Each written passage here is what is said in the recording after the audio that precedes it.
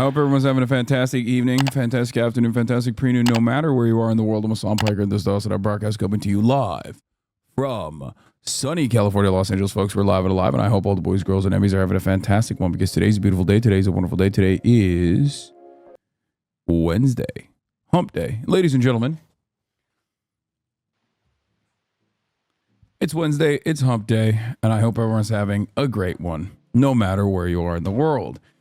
It is September 9th. A TikTok mentioned you. Today is going to be a beautiful day. Oh, did I say September 9th? Everybody calm down. I misspoke. 61 days out from the election. Folks, this is part of the broadcast where I tell you a little bit about my personal news. And honestly, I played a lot of Wukong last night. But other than that, I mean, I'm feeling pretty good. I'm feeling pretty freaking good. I'm feeling pretty freaking great, as a matter of fact. Okay. We are going to not start off with the school shooting, which is, of course, as we found out, an unimaginably commonplace experience for the United States of America. So goddamn commonplace, as a matter of fact, that it literally happened during the lockdowns, apparently, 10 fucking times, as a matter of fact. But yeah, first week of school, of course, brings back school shootings. Georgia high school shooter believed to be a 14-year-old male. We're back, dude. We're fucking back. I don't even know what to say about this. Like, this shit doesn't even... This is so unimaginably commonplace at this point that it's like, it doesn't even hit the fucking... It doesn't even hit, like, the top of the agenda for the day. You know what I mean? It's just like, maybe like 20 years ago when this would happen, it would be like... Or in any other country right now, other than the United States of America, this shit happens and they're like, we have to make broad legislative changes. We have to make sure that this never happens again. We're going to start off briefly and talk about a couple different things, okay? Specifically related to the ongoing situation in Israel-Palestine. Because this morning, I woke up and I did my daily routine and I listened to, NPR.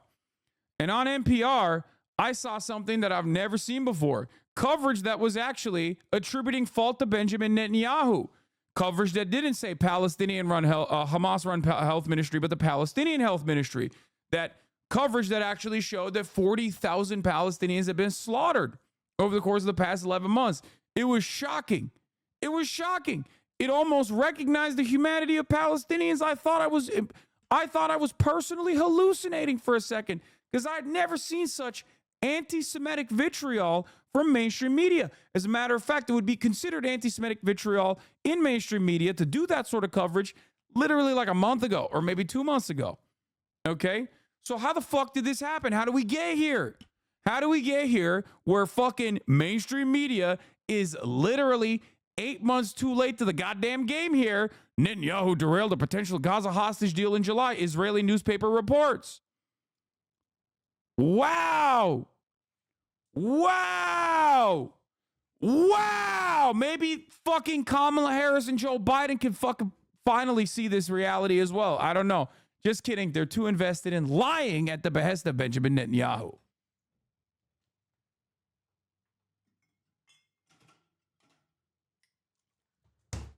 Weird that it took a month to finally get here.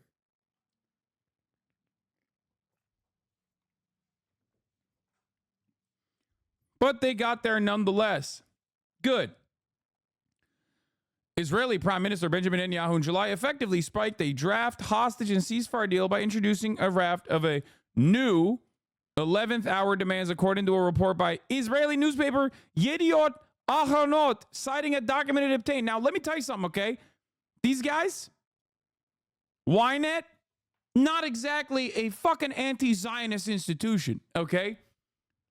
As far as Israeli newspapers goes, yeah, they're doing news coverage on the matter, as I've said time and time again. Not exactly anti-Zionist, okay? This isn't a local call. This isn't local call. This isn't 972 magazine. This isn't even fucking Haaretz, okay? This is Yediot Ahronot. This is not a fucking Israeli newspaper that is even remotely anti-Zionist, okay?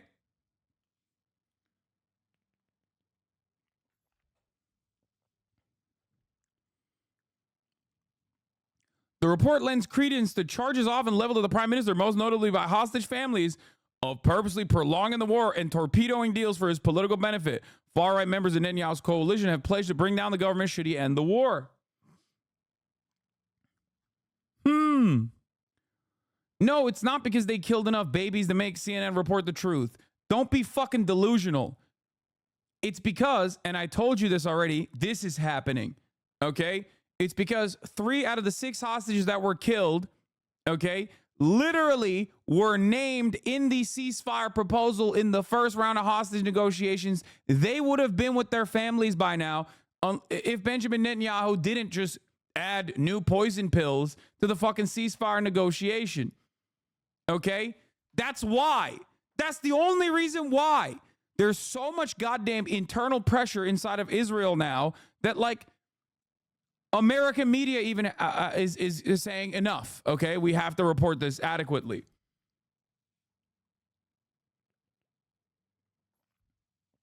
This is why I said things are changing dramatically with these fucking protests. Okay? This is why I said what I said. Do you understand? Because Western media does not fucking care about the humanity of Palestinians. They do not care about that shit at all, okay? Palestinians are nothing. They are collateral damage to Western media. They're nothing. But you know who is something? Israeli citizens. Hostage families. And when hostage families, Benjamin Netanyahu's own fucking cabinet members, Benjamin Netanyahu's own defense minister, Yoav Gallant, and numerous other, and every single fucking Israeli newspaper is like, Benjamin Netanyahu, do the ceasefire deal, you fucking piece of shit, you fucking animal. God damn it, do the fucking ceasefire. Enough is enough. American media, which normally, by the way, I don't expect this from New York Times, by the way. New York Times will probably not cover this because, like, in terms of ultra-Zionist creed, okay, bullshit, I would say New York Times is up there. CNN is a close second. New York Times is one of the worst, though, in terms of, like, objective or rather liberal, supposedly objective, supposedly liberal media. New York Times probably one of the worst in its coverage, like, straight up.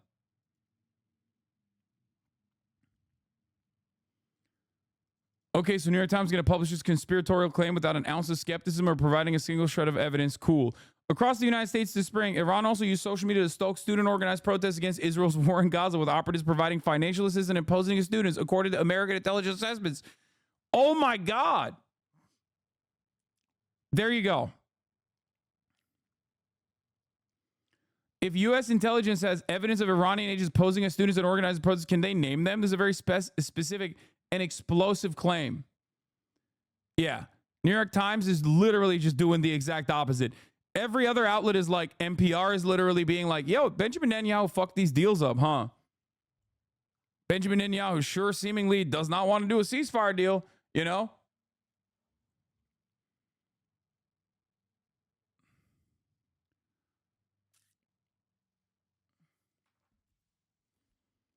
New York Times, on the other hand, Iran emerges as a top disinformation threat in the U.S. presidential race. That's one of the top. Look at this. U.S. announces plan to counter Russian influence ahead of 2024 election. Iran emerges as a top disinformation agent. Come on, man. Maybe talk about the Israeli protests, dude. What's going on? It's crazy how far they have fallen off the map on this shit specifically.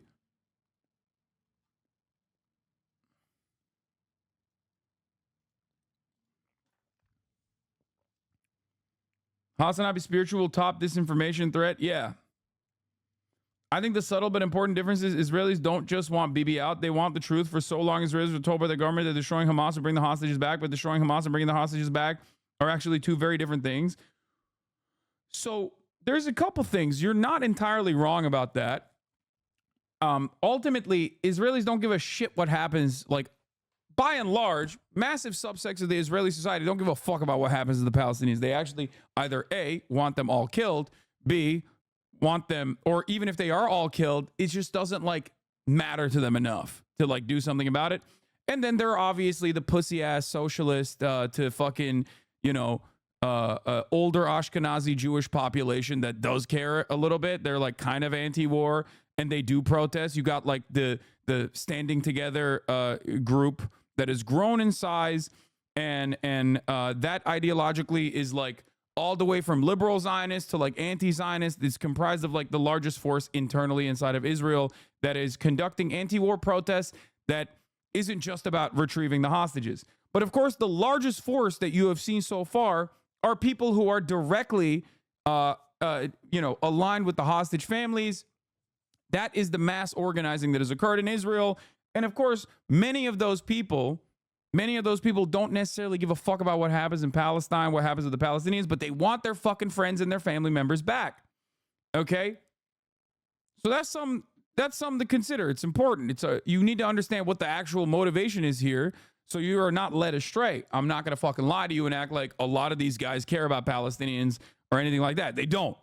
But it doesn't matter because this right now serves the exact same purpose. If you want a ceasefire, these guys want it too. Why do they want it? Because they want the fucking hostages returned.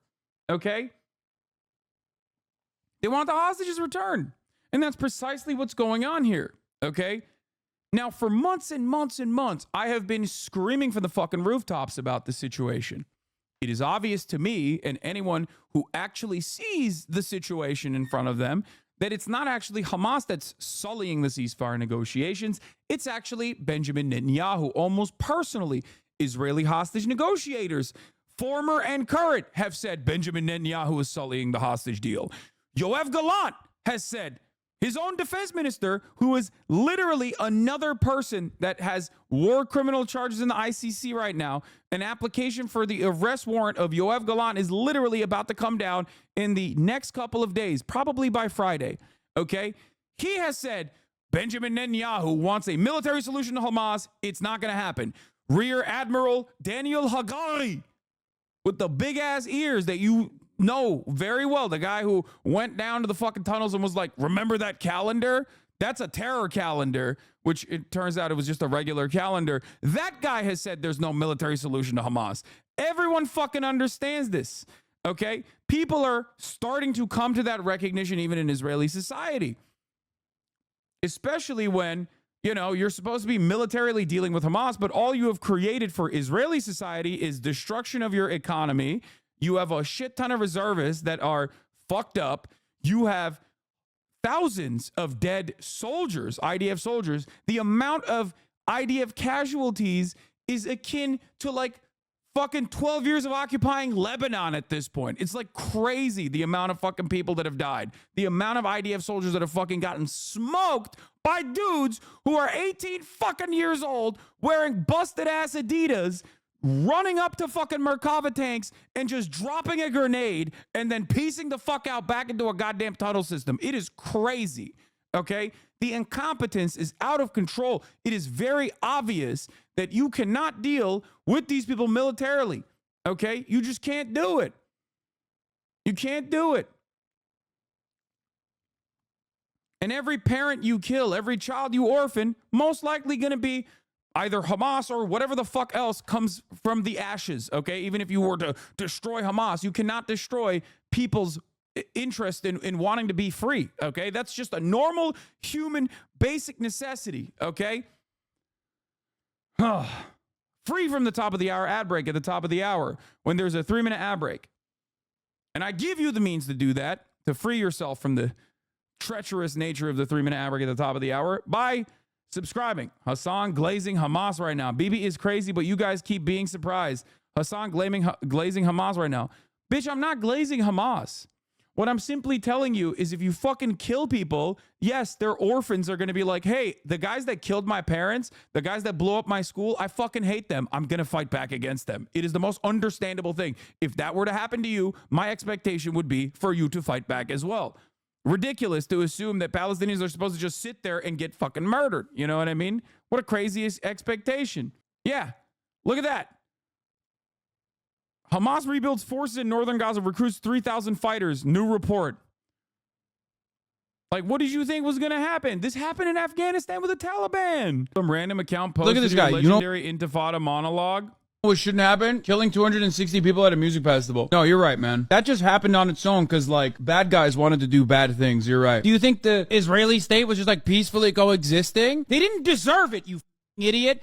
My goal is solutions. Your goal is the continuation of violence. This is literally October 9, by the way. For those of you who don't know, that's from October 9. This is me talking back in October 9. You want every single Palestinian to be executed ruthlessly in the streets. How do you think this happens? You think these people are just like, oh, we were violent because we want to be violent? Or do you think it's because you have entrapped them, you have bullied them, you have subjugated them? 2 million people live inside of Gaza. They're not even people in the eyes of Israelis. The average age is 18 years old. 57% unemployment. They can't even get concrete inside of Gaza so they can build water salination plants because 97% of their water is toxic. They're dying of mass starvation. You cannot push people into a corner their whole lives and not expect them to fight back at a certain point.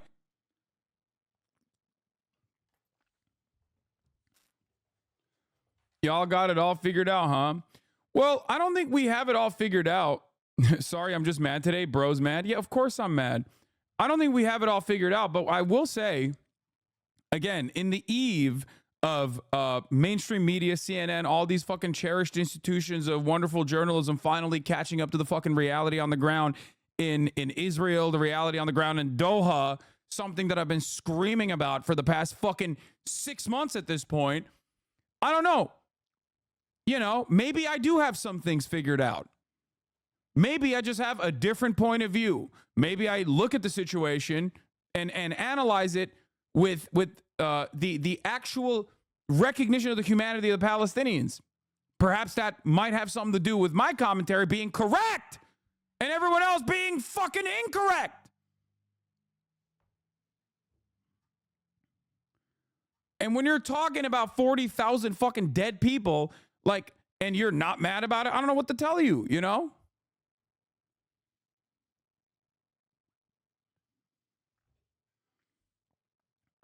Literally, my friend was like, isn't Hassan weird? And I was like, what do you mean, bro? Listed off a dozen things you've never said. Like, they thought you were anti-Palestine. That's the funniest one. Not 6 months. You've been screaming about this for years, and I respect the fuck out of you for it. Yes, specifically in terms of Palestinian emancipation and many other issues that I cover on a regular basis. Of course, I've been talking about it for the past 10 fucking years nonstop. But in terms of, like, looking at the situation and being like, this is Benjamin Netanyahu fucking up the bag. This is Benjamin Netanyahu fucking up the negotiations. This is something that Americans can, like, look at, and if they actually were to look at the other sources that are readily available, and maybe apply a little bit of fucking logic to it, you'd be like, maybe the party that killed the principal negotiator on the Palestinian side is not exactly really interested in doing a fucking ceasefire, you know?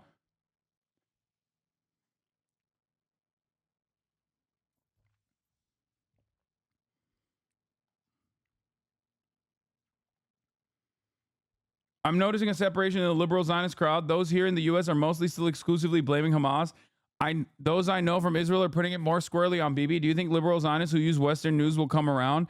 If more shit like this happens, yes, they will, because liberal Zionists in the Western world are fucking sheep.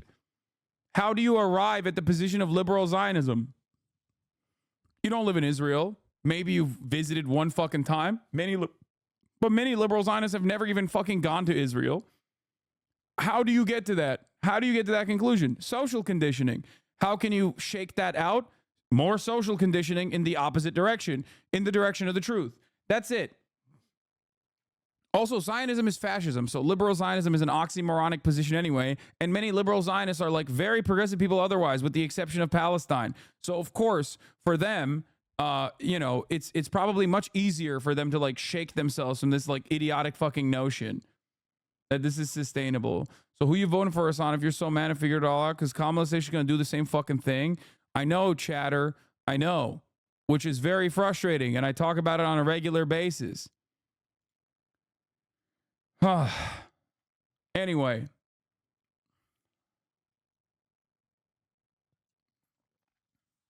The conversation is changing in regards to BDS, boycott, divestment, sanctions movement in America, partially because of progressive Muslims like Rashida Tlaib and Ilhan Omar. Palestinians don't have to be saints. This was Agitative Propaganda, the show, the short show that I had on the Young Turks. This is me talking to Mehdi Hassan, okay? Talking in 2019 about Islamophobia in the United States, talking about boycott, divestments, and sanctions, okay? And you know, all that good stuff. My life. The consequence, Omar said, is the most. The conditions in which Palestinian people living in the West Bank are subject to these horrific conditions, horrific living conditions by the state of Israel, America's greatest ally and the only democracy in the Middle East, if you ask Republicans and even liberals. Very much so. I mean, it's definitely shifting. Some would say this has been a pivotal moment in the debate over Israel-Palestine, definitely in my lifetime, definitely in my career of watching American politics and following American foreign policy on the Middle East. And it has come as a direct result. The reason Peter Baynard can go on CNN and talk in that way, and credit to Peter, good for him for doing that, is because Rashida Tlaib and Ilhan Omar opened this conversation. And actually, in a way, they didn't even open it. It's because that they were attacked. Here's what's so amusing and ironic in this whole depressing, bleak situation. Anyway, I've been there for years, okay? So when people say, it's pretty funny. When people say fucking, you know, Hassan is anti-Palestine, it's pretty funny. Here's another one. This is from 2018, obviously. May 15, 2018. Israeli murders Palestinians and we act like it's totally fine. It's not. You know,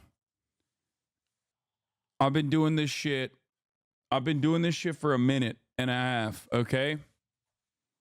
Some chatter asked why you look younger, lol, like it wasn't 5 years ago. Yeah, no, I've definitely aged in the past, I would say 6 fucking years. Right here, this is in 2018, okay? This is coverage and commentary from 2018. Of course, I have gotten older since 2018. That was 6 fucking years ago. To be fair, I don't even think I look that much older than this, but we'll get to Kamala Harris live and her new policies in a second. My point is, I mean, you guys have seen this. You guys have heard it. I'm sure you can pull some of my older fucking tweets about Benjamin Netanyahu sullying the ceasefire negotiation. There's a shit ton of tweets about me talking about the media refusing to recognize the truth on the ground in terms of who's fucking up the ceasefire negotiations. And now they're finally coming around to the reality. Now, will this be short-lived? Perhaps. Okay? Actually, I don't even think I look better than I do back then. Pre-Zin era I think it's really important that you were critically questioning the narrative put forth by Western media. Anyway, beyond the fact that like I've been up Western media's ass on obviously uncritically and unconditionally supporting propaganda that is pro-Israel, that outflanks the reality, that completely sidesteps like the wants and interests of like peace at the behest of like the American State Department and their interests. It is a welcome change of pace in terms of like CNN and NPR finally offering a little bit of truth to the matter, okay? Having said that, however, yesterday, the Biden administration said we're going to give a last take it or leave it style deal to Israel. Now, I looked at that and I judged it by what I have seen from the Biden administration thus far. And I said, this take it or leave it deal is probably going to be whatever the fuck Israel puts on the table. And it's just basically saying to Hamas, take it or leave it. Okay? And all things considered, of course, Hamas has been taking it nonstop and have been leaving it nonstop. Palestinians have been getting fucking ruthlessly slaughtered in by Israeli hands using American arms for the past 11 months, about to be 12.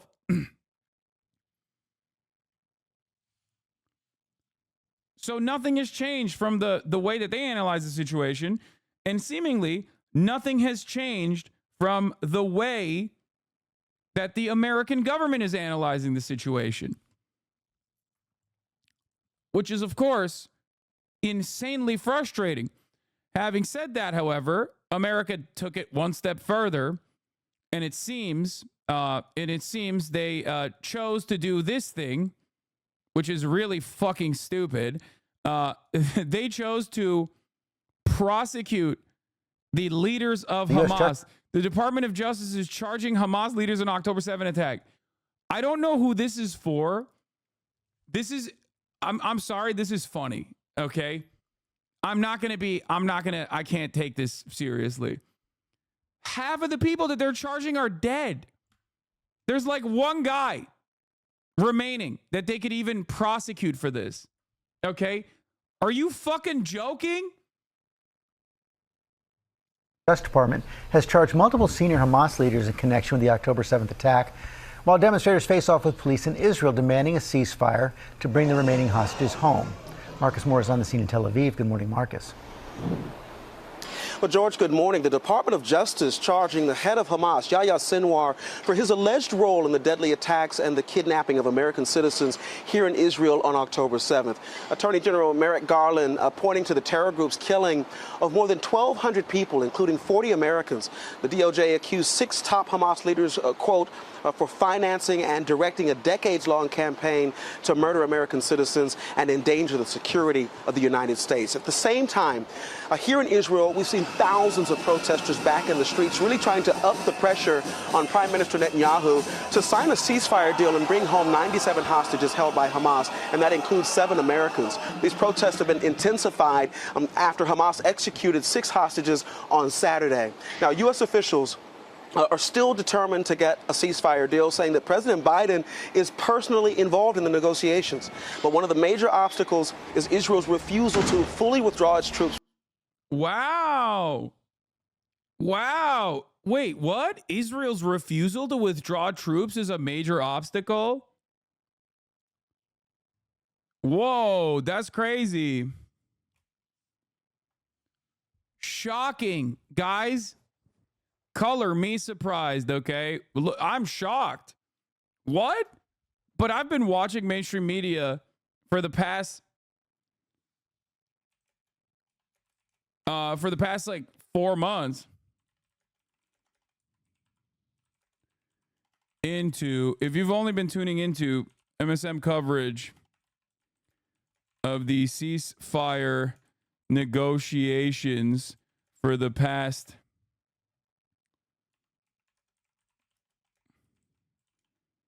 you'd be shocked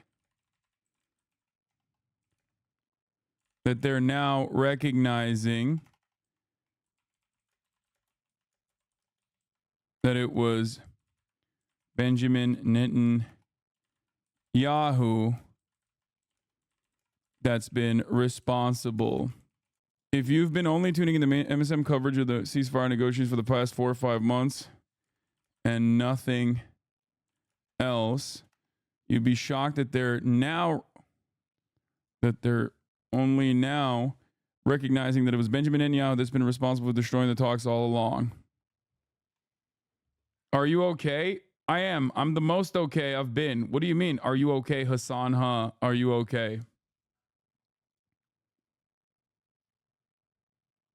Is there a chance that Israel off the hostages is a false flag operation? Fuck no. Dude, what are you talking about? No, there is 0% chance that Israel offed the hostages themselves. Why would they fucking ruin their own PR?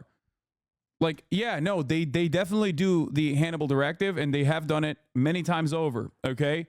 They've killed a shit ton of the Israeli hostages, but they're not going to, at this point, when there's a ceasefire negotiation happening, directly go in to a tunnel and, like, shoot the fucking hostages themselves.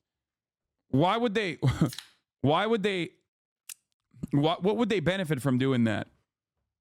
They have complete gridlock, complete bedlam in Israel. They had a fucking mass strike. Everyone is directly holding Benjamin Netanyahu responsible for the deaths. Israel knows every time a hostage dies, that puts pressure on Israel, not Hamas. What more pressure could you put on Hamas, dude? What are you talking about? Look at Gaza. That's the pressure on Hamas. That's the pressure that was supposed to force Hamas's hand. What do you mean? It didn't work. It's been a year. You think people can't recognize that, especially when they are closer to the situation? Walls are closing in on Bibi. Pod Johns have been discussing this before his speech in Congress. New York Times did an expose on full proper history on right-wing fascists, including 1993 assassination of an Israeli PM and direct ties to Bibi's current government, and now CNN and NPR. The tide must be shifting behind the scenes in the State Department. When you lost the libs, you are cooked, Bibi. No, the tide shift has always been there, okay? Virtually every fucking employee of the State Department knew exactly how Israel was going to retaliate. No, don't say copium. Don't say copium. There is two different mindsets within the State Department. You have ideologically minded zealots, okay, who think business as usual on Israel. Let him fucking pummel. Let him keep going. It'll be fine. Then you have the other people who are like a little bit more sane, who want the continuation of American imperialism, who look at the situation and go, yeah, we can't let Israel do this because it is destroying the rule-based international order, like it is, which never really existed, but like it is destroying the argument that we could even craft or conduct in the Western world to claim that we care about this sort of thing. It's done. No more American soft power. It's destabilizing the region far too much. It is destroying our fucking chances of like ever conducting any kind of like the facade is being destroyed, right? Like we can never fucking stand on rule-based international order ever again if we continue giving Israel weapons. Okay? It's destroying the illusion of the rule-based international order. Okay? So obviously, when there's a fucking genocide going on, the entirety of the third world is already aware of this, but now even the Western populations are becoming more and more aware of this reality, and the government is directly at odds with the citizens. Even if the citizens don't give a shit about it all that much, they still see it. This is, of course, going to be a major problem for American dominance. America also looks weak in this situation. Israel's supposed to be our attack dog. They can't continue this fucking bloodshed without our weapons. So, of course, for a lot of people within the State Department who want to continue American imperialism, they're like, this is fucking crazy. We can't do this. We need to put an end to this. So that's always existed. That's why a shit ton of State Department employees fucking quit very publicly, made bold declarations. Like, we're talking about dudes who are responsible for other genocides being like, well, this genocide is going to fuck up the bag for America. Okay? And they are right.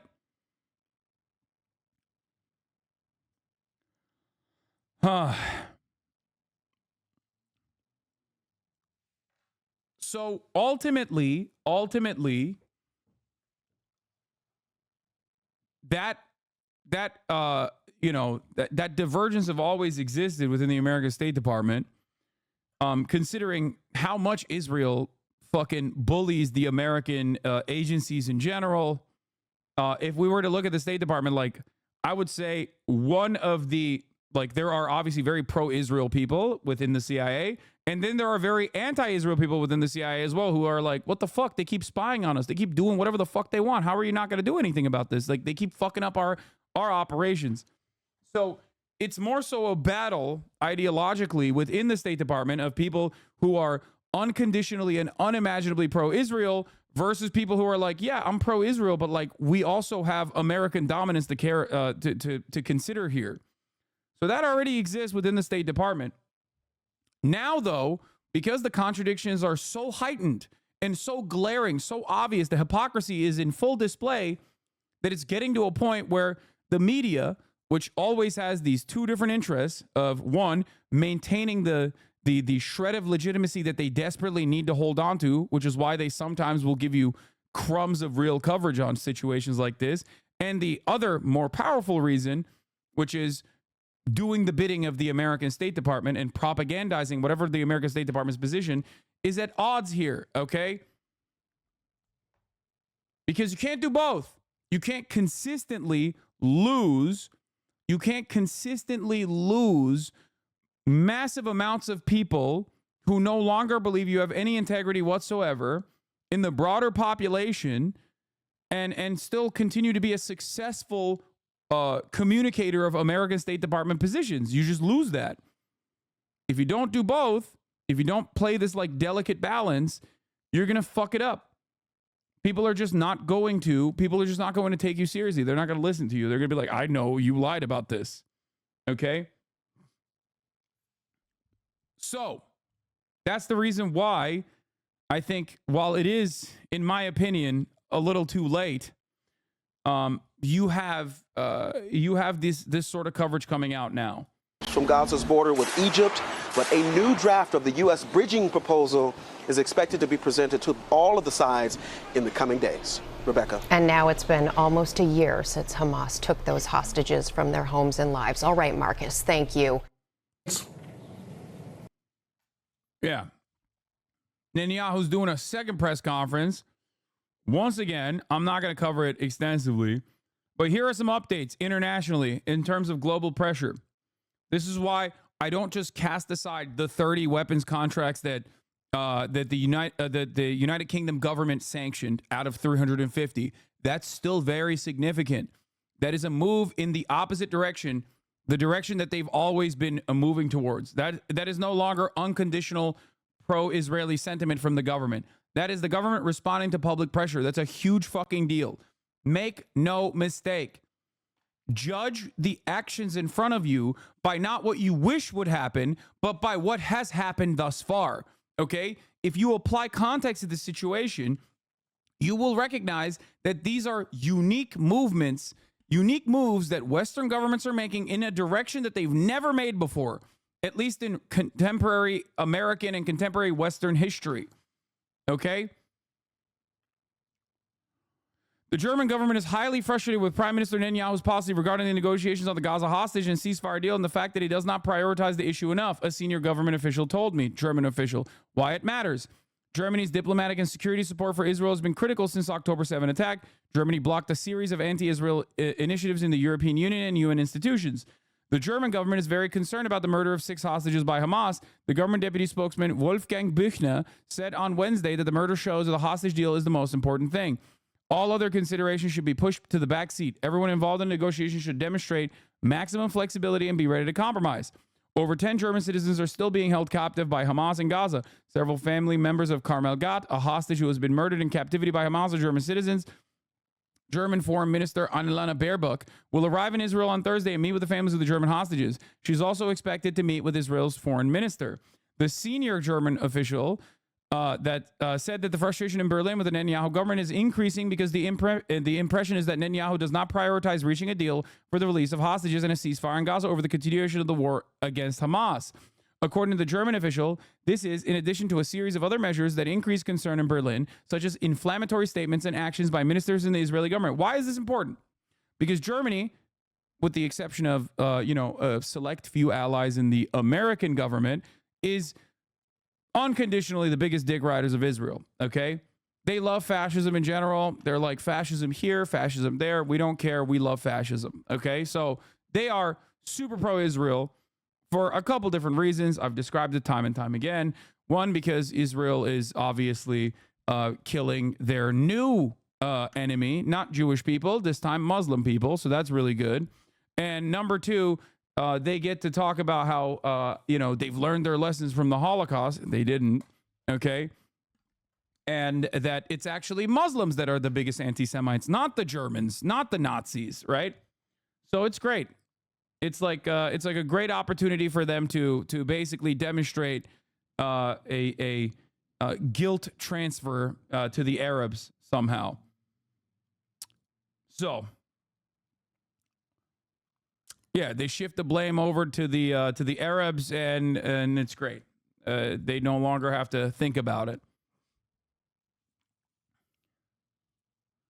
So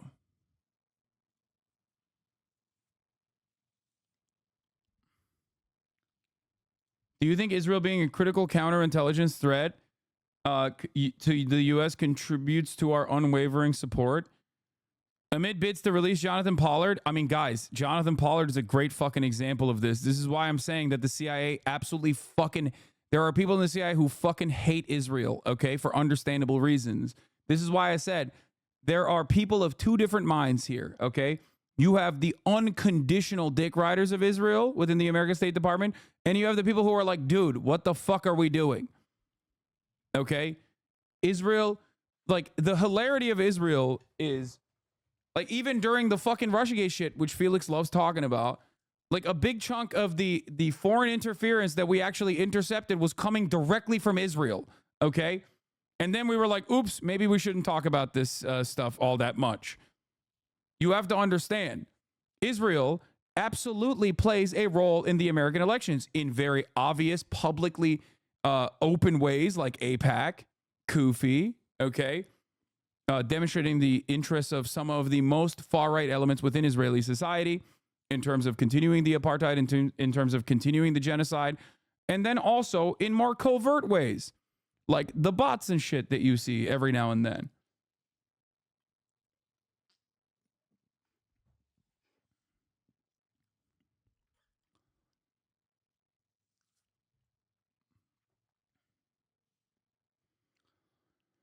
Huh.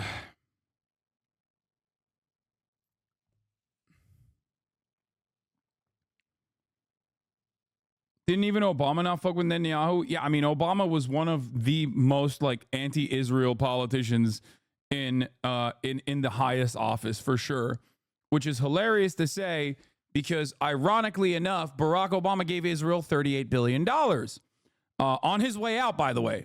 So it's pretty funny that like the standards are that fucking insane. And yes, doing the Iran denuclearization agreement, doing the Iran denuclearization agreement literally was the biggest fuck you to Israel that America could ever do in terms of its foreign policy. That is precisely the reason why Republicans famously invited Benjamin Netanyahu to speak at the US Congress. Okay? So yeah. That's like anti-Israel as you're going to get. A guy who gave Israel 38 billion fucking dollars. And if you ask ultra Zionists or even Zionists in general, not liberal Zionists, but ultra Zionists and Zionists in general, they will literally fucking tell you Barack Obama is a Jew hater, like straight up. Aside from a bunch of other anti-black slurs and maybe call him a Kenyan Muslim man. So, you know. But let's get back to this point here. Jeremy Scahill from Dropsite News, formerly of The Intercept, talked to the breaking points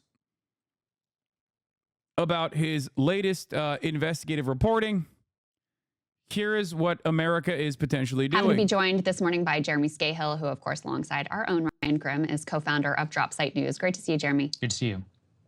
Good to be back. Yeah, of course. So you have some bombshell reporting about these ceasefire negotiations and really pointing the finger at, in a conclusive way, at Bibi Netanyahu for intentionally undermining a deal that he had already agreed to. I can put this up on the screen and you can elaborate here a bit more. But effectively, Hamas agreed to a three-phase deal that actually backed down on what was one of their key demands, that there be a permanent ceasefire. This was something that supposedly the Israelis had already agreed to. And yet after Hamas says, okay, yes, we accept, then Netanyahu, specifically enabled, as you point out, by the U.S., layers on a bunch of additional conditions intentionally met to undercut the achievement of a deal. You know, talk to us about the documents that you were able to gain access to and put this in a broader context for us. I mean, the broad context is that for the past 10 plus months, the narrative from the United States and Israel has been that Hamas has been blocking a ceasefire. My sister-in-law's brother is a Palestinian in Gaza who watches and loves you, especially your gaming. He was injured in an airstrike and has been watching the stream from the hospital, even though he's now missing an eye. I told him I would write in chat on his behalf. Can I pass on his message? Yes. Of course. Why is everyone turning now? It seems like it's a coordinated effort. First of all, this is Dropsite News, and this is literally, not only is this Dropsite News, but also this is Jeremy Scahill. They've been fucking hitting this point over and over again for months at this point, including on this broadcast. So this is not new for them. What is new, however, is that the mainstream media is now catching up. Ceasefire. And, that has not been true throughout this entire time. Certainly, Hamas and Israel had very different perspectives on what they wanted in any document that established a framework for a ceasefire. But it's been propaganda from the beginning to state that somehow unilaterally Hamas was sabotaging it. But let's fast forward to the very current situation. You have Kamala Harris anointed as the Democratic nominee for president in Chicago earlier in August, and you had AOC and others praising her for working tirelessly for a ceasefire, saying the White House was working around the clock for a ceasefire. And what they were talking about is that President Joe Biden in May announced that that he was going to present a framework for a ceasefire that had actually been presented by Israel. And he said, now the onus is on Hamas to accept this deal. And what that framework essentially said was that there would be 3 phases. And in the initial first 6-week phase, there would be a large exchange of captives. Many of the civilians that are being held by Hamas inside of Gaza. There are also some that are classified as in a humanitarian category. One of those we understand was Hersh Goldberg Polin, the dual U.S.-Israeli national whose death in Gaza was announced on Sunday. He said he beefs with you and Austin is his favorite and always makes him laugh. He loves Kai's curly tail. And he said Marat reminds him so much of his uncle who used to be a mechanic before the war. He says his favorite people emoji is sludge. And if he ever meets you who wants to play basketball, his name is Ayub. He's been a fan since 2020. God damn.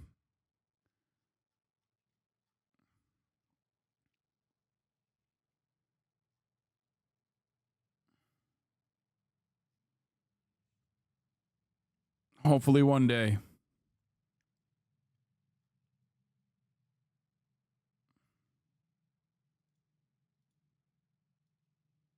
Why didn't the dude say it himself, doubting the chatter? I don't know. Maybe because he's in fucking Gaza in the hospital currently.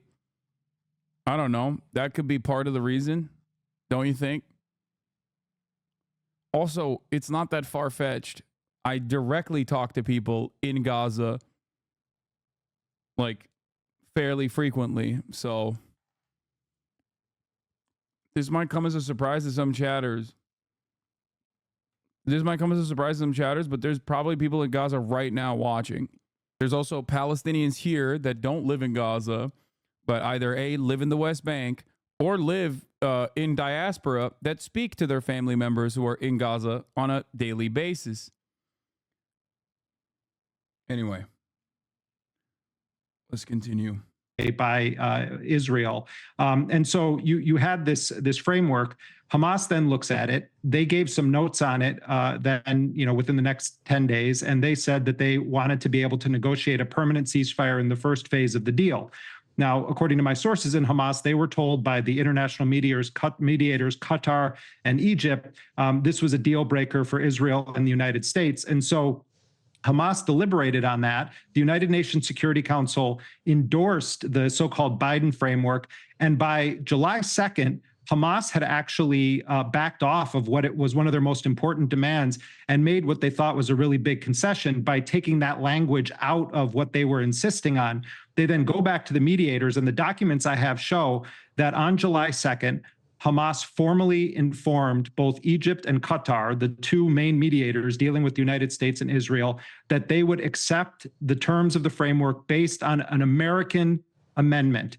And Hamas sources told me that the Americans acknowledged that Hamas had accepted that framework, and they went back to Israel. And then Netanyahu bombards the process with a whole slew of new conditions, including an indefinite presence of Israeli troops in the Philadelphia corridor, which has been governed by agreements going back to 1979 and 2005 with Egypt and Israel. Israeli forces are not supposed to be in the Philadelphia corridor or controlling the Rafah crossing. And they also insisted that they would maintain troops troops in what's called the Netzarim corridor, which essentially splits Gaza in half. So Hamas said, no deal on this. We already agreed to something. And so what we've seen is Antony Blinken running over to Tel Aviv and traveling around the Middle East. And now what's happening is they've tried to say to Hamas, yeah, we know that you agreed to this, but now you have to accept parts of these other demands that you've made very clear you will not accept, which is an indefinite Israeli troop presence inside of Gaza. Yeah. Everything that Scale's talking about here, where's the sourcing on this? Brother, use your fucking eyes.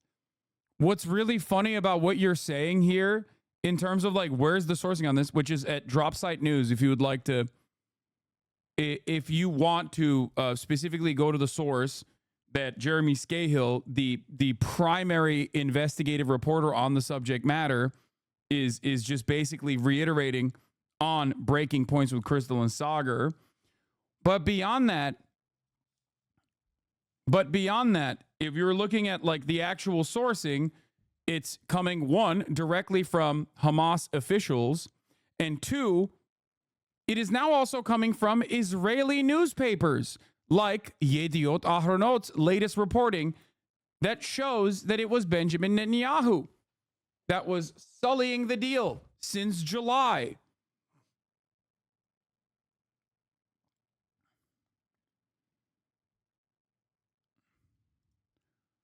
Qatar said that too. Yeah. Oh.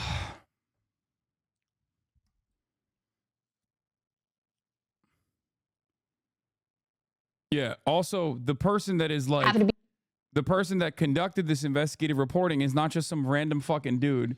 He is one of the most important and well-recognized, award-winning investigative reporters of our generation. One of the best journalists of our generation. Yeah. A government source closely involved in Netanyahu's coalition, Benjamin Netanyahu, decided some weeks ago that he does not want a deal. And when it became possible, he got nervous and did all he could to torpedo it. This is from Haaretz.com 7 hours ago.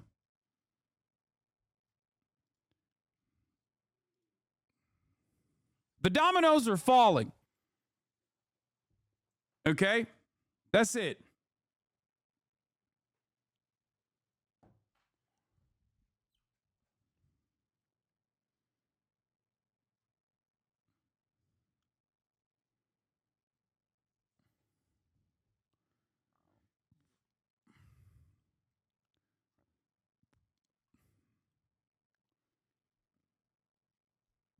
Oh.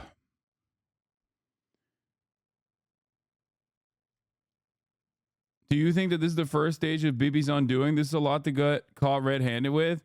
Nothing will change unless American government, like people in the highest positions of power within the American government that currently are unconditionally pro-Israel, respond to public pressure and change course.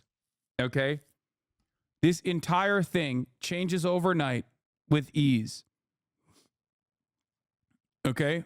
This entire thing changes overnight with one phone call. That phone call has not come yet. That phone call has not come for 11 months at this point.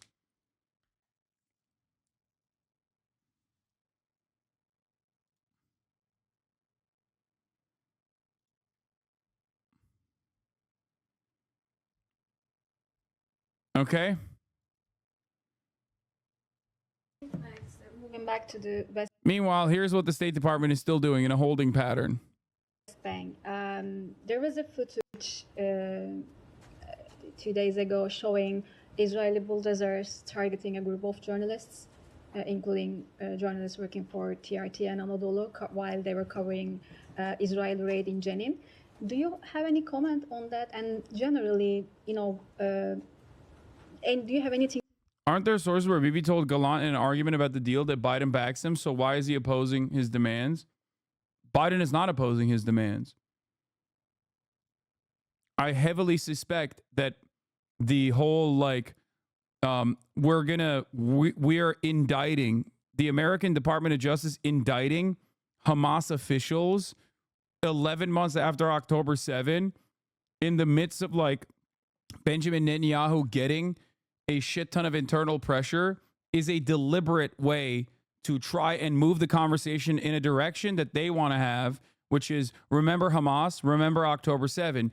It's not working, it's unsuccessful, but they're literally still openly showcasing that they are not interested in actually forcing Benjamin Netanyahu's hand at all. Okay? They are firing off on all cylinders.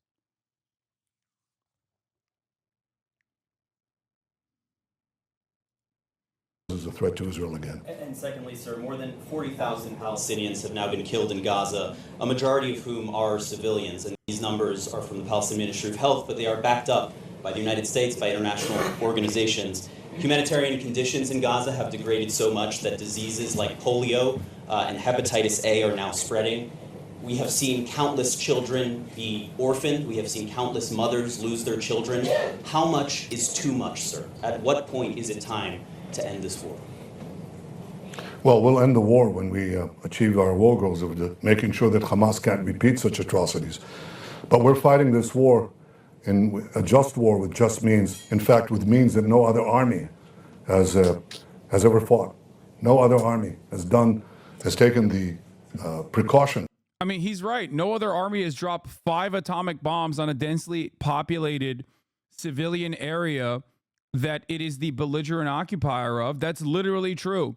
Historically speaking, no other army in world history has ever dumped 5 atomic bombs worth of munitions into an area that it is currently the belligerent occupier of. So he's not wrong. Whenever Benjamin Netanyahu says stuff, because it's such pure projection, or not 4, sorry, 5 atomic bombs. The United States of America dropped 2 on civilian territory that it was not the belligerent occupier of. Okay? Anyway. That Israel has taken, sometimes at great risk, to make sure that we minimize the number of casualties. You talked about polio. We enabled now massive vaccination of polio. We want 90% of the Gazan people of Gaza vaccinated. I think 200,000 I think were vaccinated today. We've put in 1 million tons of food, 1 million tons of aid, 700,000 tons of food. That's unheard of. We've taken... He's like, we're fucking killing them, but sometimes we give them food too. Yeah, it's 11 months, man. It's 11 months of genocide, of course. You know how bad, you know it's bad when the density of bombing is worse than Cambodia? Holy shit.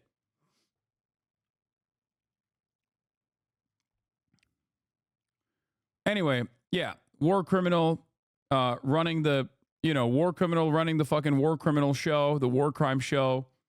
Doesn't seem like he's going to change course. But why should he? Because the American war criminals could actually change his trajectory dramatically. Now, remember this. Chat, I've been saying this for quite some time now. Blaming all of the evil here on Benjamin Netanyahu is the exit ramp. Okay? It is the liberal Zionist exit ramp. And it's been there as an exit ramp since October 10. Okay? America is so far removed from the reality and so uninterested in putting an end to this bloodshed that they won't even take that exit ramp when it is beneficial for them electorally. On a lighter note, I had to tell you that Ayub and his family had been staying in the home of a couple who's of Turkish descent who love him despite his family having supported the Greek lineage somewhere in there. Lots of 3+ generation Palestinian Turkish people. We feed the ones that manage to survive sometimes. Remember this. When all is said and done, Benjamin Netanyahu will be remembered as a monster. Okay? History will write about him as a monster, a singular force of evil. But we, who have witnessed these actions from the Israeli government, know better. Okay? People will write in history books as though Benjamin Netanyahu, this corrupt tyrant, took over Israeli society and forced Israel's hand into achieving such unimaginably bloodthirsty goals. Okay? Straight up, it will be the exit ramp for those who unconditionally supported it to turn around and say, oh, it's just him. It's just Bibi. He's the one doing this. As they fucking championed it, as they either turned a blind eye to the atrocities or enabled it or directly supported it. Okay? Just remember that. What is shocking to me is that the American government hasn't even pulled that ripcord yet. At a time when there's an upcoming election, at a time when there is massively positive consequences in terms of like self-preservation, bloodless, cold, calculated electoral analysis. I'm not talking about the morality. I do not think these are moral people. Okay? I'm not talking about being anti-genocide on principle. These are people who do not care. Okay? That much is clear to me. I'm talking pure, bloodless calculation for the upcoming election.